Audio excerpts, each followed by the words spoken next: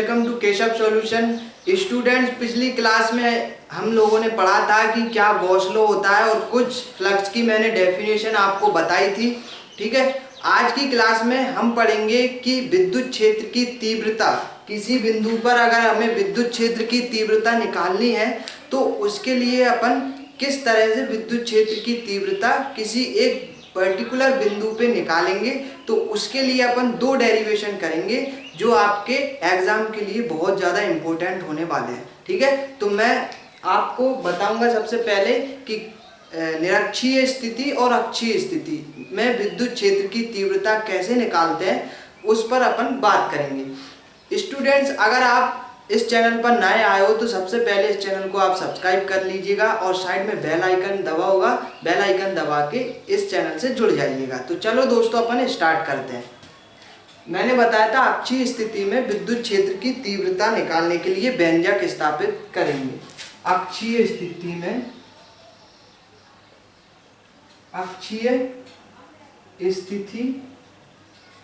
में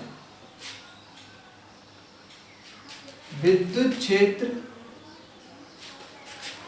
की तीव्रता, विद्युत क्षेत्र की तीव्रता का व्यंजक। ठीक है, अक्षीय स्थिति में विद्युत क्षेत्र की तीव्रता का व्यंजक स्थापित करेंगे। अक्षीय स्थिति में विद्युत क्षेत्र की तीव्रता निकालने के लिए सबसे पहले हमें मानना पड़ेगा दो आवेश को, एक धनात्मक आवेश और एक ऋणात्मक आवेश। तो यहाँ पे हमने मान लिया एक, ये क्या है, ये धनात्मक आवेश है। ठीक है, और एक यहाँ पे है ऋणात्मक आवेश। इन दोनों के बीच की जो दूरी है, इन दोनों के बीच की दूरी मैंने मान ली, इन दोनों के बीच की दूरी r है। ठीक है, यहाँ से यहाँ तक की जो डिस्टेंस है वो हमने कितनी मान ली बेटा, ये मान ली हमने r। ठीक है, इसके बाद अक्षीय स्थिति है, मतलब आप किसी इन दोनों आवेशों के बीच में, इन दोनों आवेशों के अक्ष पर ही हमें किसी बिंदु पर विद्युत क्षेत्र की तीव्रता निकालनी है। तो यहाँ पे मैंने मान लिया कि यहाँ पे P बिंदु है, एक बिंदु मान लिया P,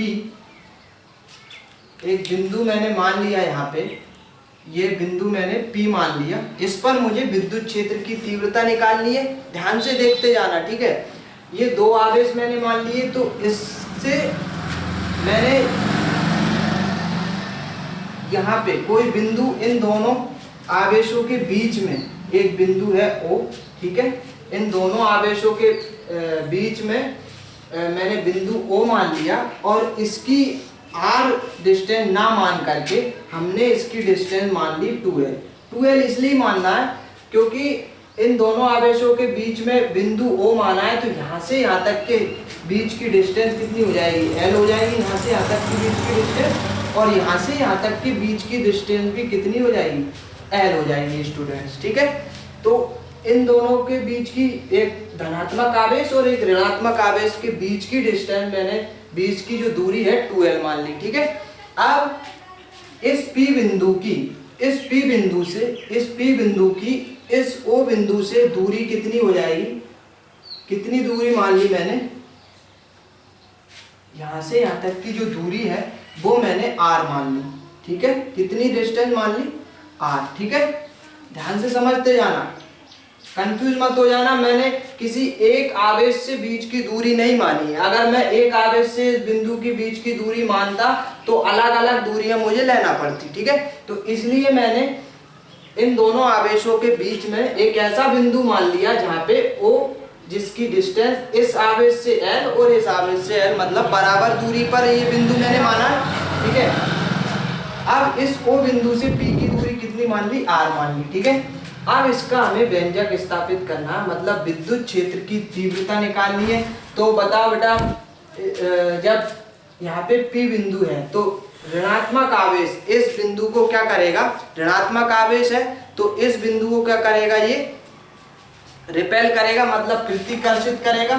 तो प्रतिकर्षित, एक तो E1 विद्युत क्षेत्र की तीव्रता किसके कारण, ऋणात्मक आवेश के कारण, और धनात्मक आवेश इसको क्या करेगा, आकर्षित करेगा, मतलब अट्रैक्ट करेगा तो यहाँ पे E2 एक विद्युत क्षेत्र की तीव्रता किधर हो जाएगी, E2 किसकी तरफ, इस धनात्मक आवेश की तरफ, ठीक है। और E1 इस ऋणात्मक आवेश के कारण विद्युत क्षेत्र की तीव्रता E1 मान ली, जिसके कारण ऋणात्मक आवेश के कारण ये विद्युत क्षेत्र की तीव्रता ये आवेश क्या करेगा, इस बिंदु पर को क्या करेगा, प्रतिकर्षित करेगा, ठीक है।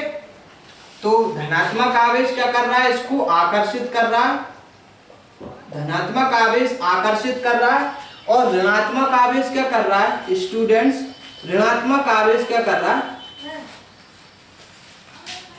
प्रतिकर्षित कर रहा है, ठीक है। ऋणात्मक आवेश क्या कर रहा है, प्रतिकर्षित कर रहा है, ठीक है। अब मुझे इस बिंदु पर विद्युत क्षेत्र की तीव्रता निकालने के लिए व्यंजक स्थापित करना है। इसके लिए मुझे दो विद्युत क्षेत्र की तीव्रता आई, एक तो E1 और एक E2, दो विद्युत क्षेत्र की तीव्रता आई। तो इसके लिए मुझे क्या करना पड़ेगा, यहाँ पे इस बिंदु पर विद्युत क्षेत्र की तीव्रता, परिणामी विद्युत क्षेत्र की तीव्रता क्या हो जाएगी, ये दोनों जुड़ जाएंगी, E1 प्लस क्या हो जाएगा, E2 हो जाएगा, ठीक है। तो इस पर विद्युत क्षेत्र की तीव्रता क्या आ जाएगी, परिरक्षण आवेश के कारण विद्युत क्षेत्र की तीव्रता, जो परिणामी विद्युत क्षेत्र की तीव्रता है E1 प्लस E2, ठीक है। तो अब मुझे इसके लिए व्यंजक स्थापित करना है। तो मैंने मान लिया परिणामी विद्युत क्षेत्र की तीव्रता बिंदु P पर परिणामी विद्युत क्षेत्र की तीव्रता, परिणामी विद्युत क्षेत्र की तीव्रता क्या आ जाएगी, परिणामी विद्युत क्षेत्र की तीव्रता क्या आ जाएगी बेटा, यहाँ पे आ जाएगी E बराबर से E1 प्लस E2, क्या आ जाएगी, E1 प्लस E2, ठीक है। E1 प्लस E2 आ जाएगी। अब मुझे क्या करना पड़ेगा, अब जैसे मुझे E1 विद्युत क्षेत्र की तीव्रता और E2 विद्युत क्षेत्र की तीव्रता का मान मुझे निकालना पड़ेगा। तो हम देखेंगे कि E1 विद्युत क्षेत्र की तीव्रता और E2 विद्युत क्षेत्र की तीव्रता कैसे निकालेंगे, ये समीकरण पहला हो रहा है, ठीक है। तो आगे अपन देखते हैं। अब E1 का मान निकालना है और E2 का मान निकालना है। तो ध्यान से देखना, E1 का मान और E2 का मान हम कैसे निकालेंगे। यहाँ पे E1 बराबर से E1 कितना आ जाएगा, हमें पता है किसी भी बिंदु पर विद्युत क्षेत्र की तीव्रता का मान क्या होता है, 1/4 pi epsilon not Q upon में क्या होता है बेटा, Q अपॉन में क्या होता है, R स्क्वायर। Q अपॉन में R स्क्वायर कहाँ से होता है, जिस बिंदु, जैसे यहाँ पे आवेश रखा है और किस बिंदु पर हम निकाल रहे हैं उसकी दूरी निकालते हैं। तो E1 क्या था, ऋणात्मक आवेश के कारण विद्युत क्षेत्र की तीव्रता थी। तो E1 का मान कितना आ जाएगा, 1/4 pi epsilon not Q upon में क्या आ जाएगा, ऋणात्मक आवेश के कारण E1 विद्युत क्षेत्र की तीव्रता निकालना है हमें। तो इससे P की दूरी, इन दोनों के बीच की दूरी, यहाँ से यहाँ तक के बीच की दूरी कितनी हो जाएगी, देखो O से इतनी डिस्टेंस कितनी है L, और ये पूरी डिस्टेंस कितनी है R। तो मैं R में से L घटा दूंगा तो कितना आ जाएगा, इतना आ जाएगा, मतलब R माइनस L इतना डिस्टेंस मिल रहा है। तो R माइनस L का क्या आ जाएगा, होल स्क्वायर आ जाएगा, ठीक है।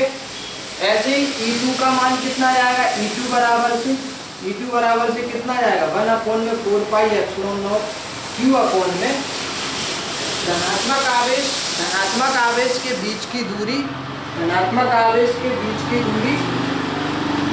आवेश तथा P के बीच की दूरी आएगी।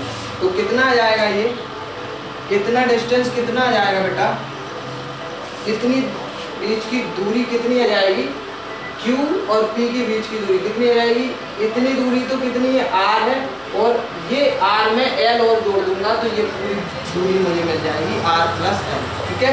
तो यहाँ पे इन दोनों के बीच की डिस्टेंस कितनी आ गई, R प्लस L का होल स्क्वायर। अब मैं क्या करूँगा, मुझे पता है रिजल्टेंट विद्युत क्षेत्र की तीव्रता, परिणामी विद्युत क्षेत्र की तीव्रता कितनी होती है, E1 प्लस E2, मान रख दूंगा इन दोनों का, कितना आ जाएगा, 1/4 pi epsilon not Q upon में R माइनस L का होल स्क्वायर प्लस 1/4πε0 Q/में R प्लस L का होल स्क्वायर, ठीक है, R प्लस L का होल स्क्वायर। अब मुझे इसका कितनी आ जाएगी, परिणामी विद्युत क्षेत्र की तीव्रता कितनी आ जाएगी। यहाँ पे देखो एक विद्युत क्षेत्र की तीव्रता इधर लग रही है और एक इधर लग रही है, तो मुझे यहाँ पे घटाना पड़ेगा, क्योंकि इन दोनों के बीच की जो विद्युत क्षेत्र की तीव्रता के बीच का जो एंगल है कितना है, 180 डिग्री का एंगल है यहाँ पे, ठीक है। तो एक इधर लग रही है, एक इधर लग रही है, तो दोनों क्या कर रही है, एक दूसरे को अपोज कर रही है, तो यहाँ पे क्या आ जाएगा, माइनस हो जाएगा, ठीक है, माइनस। अब इसके बाद मुझे इसको सॉल्व करना पड़ेगा, कितना आ जाएगा, 1/4πε0 को क्या कर लूँगा, कॉमन ले लूँगा, ठीक है। अब मुझे 1/4πε0 कॉमन ले लिया और Q भी यहाँ से मैं कॉमन ले लूंगा, तो क्या Q भी कॉमन आ गया, बचा कितना, 1/r माइनस L का होल स्क्वायर और माइनस 1/r प्लस L का होल स्क्वायर, ठीक है, ये चीज बची है। इसके बाद क्या जाएगा, E बराबर से Q/4πε0 LCM कितना आ जाएगा, R प्लस L का होल स्क्वायर। देखो R LCM कितना जाएगा, यहाँ पे R प्लस L का होल स्क्वायर इधर गुणा हो जाएगा और इसका गुणा एक में हो जाएगा, R माइनस L का होल स्क्वायर, ठीक है, और नीचे कितना जाएगा, R माइनस L का whole square into R plus L का होल स्क्वायर, ठीक है। अब इसका मुझे ये a प्लस बी और a माइनस बी का होल स्क्वायर का आपको फॉर्मूला पता होगा, कितना होता है, Q/4πε0 कितना होता है, R प्लस L का होल स्क्वायर मतलब a प्लस बी का होल स्क्वायर है, तो a स्क्वायर R का स्क्वायर L का स्क्वायर प्लस 2RL, ठीक है। माइनस से इसको खोलता जाऊंगा मैं, minus R square minus L square plus 2RL इतना आ जाएगा, ठीक है, और नीचे R माइनस L का whole square into R plus L का होल स्क्वायर, ठीक है। इसके बाद R से R स्क्वायर कट गया, L स्क्वायर से L स्क्वायर कट जाएगा और 2RL 4RL हो जाएगा। तो आगे अपन इसके और आगे इसको सॉल्व करते हैं, देखते हैं इसको आगे सॉल्व करते हैं, कितना बच रहा था हमारा पीछे। तो E बराबर से कितना आ रहा था, Q/में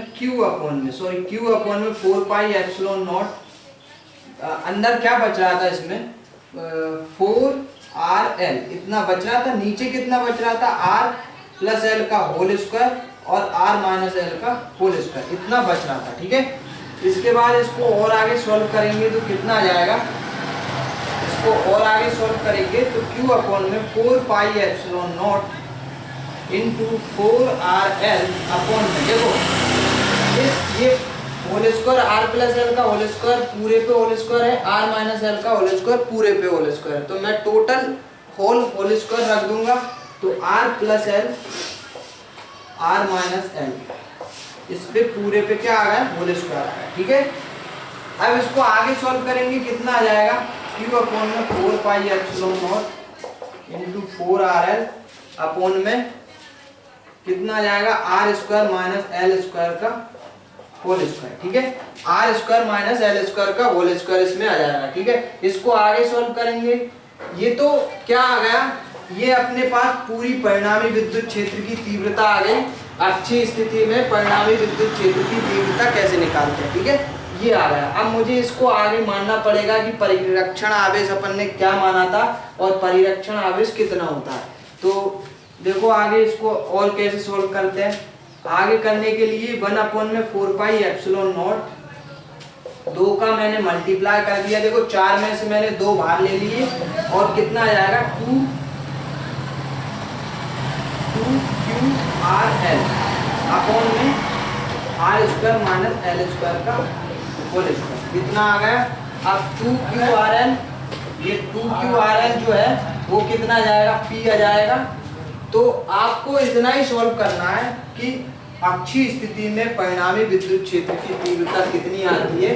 तो ये हमें अक्षीय स्थिति में परिणामी विद्युत क्षेत्र की तीव्रता का हमने व्यंजक स्थापित किया। अब हम अक्षीय स्थिति के बाद निरक्षीय स्थिति में विद्युत क्षेत्र की तीव्रता का व्यंजक स्थापित करेंगे और अगली क्लास में हम देखेंगे कि क्या निरक्षीय स्थिति में विद्युत क्षेत्र की तीव्रता का व्यंजक होता है। ठीक है, तो घर बैठ के अच्छे से पढ़ाई करते रहिएगा, अच्छे से मेहनत करते रहिएगा, बार बार प्रैक्टिस करते रहिएगा। Take care, all the best, thank you so much.